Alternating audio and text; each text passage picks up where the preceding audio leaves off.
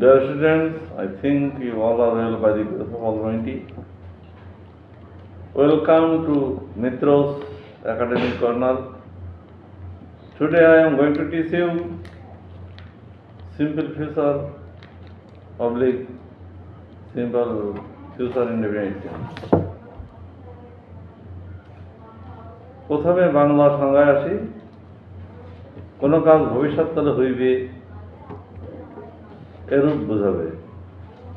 বাংলা চিনিবার হয় বে বো বা, ক্রিয়াপদের শেষে বে বো বা থাকবে।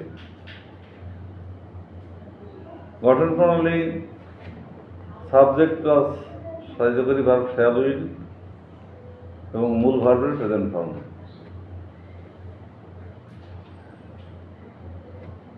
কিছু উদাহরণ দেওয়া যাক।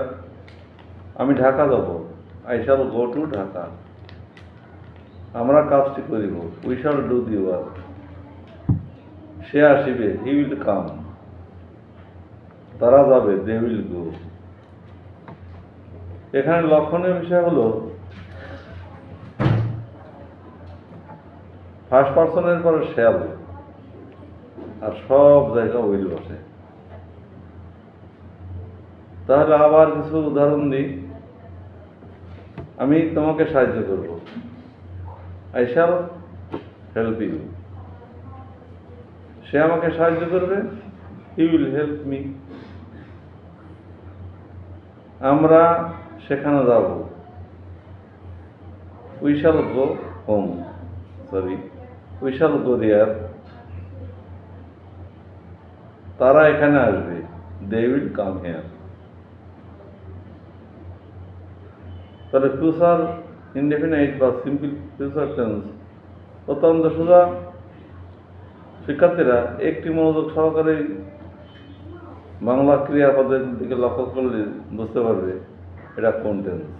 আমি আবারও বলবো, আইডেন্টিফিকেশনের ক্ষেত্রে বাংলা ক্রিয়াপদের শেষে বে, ব বা বেন ইত্যাদি থাকবে।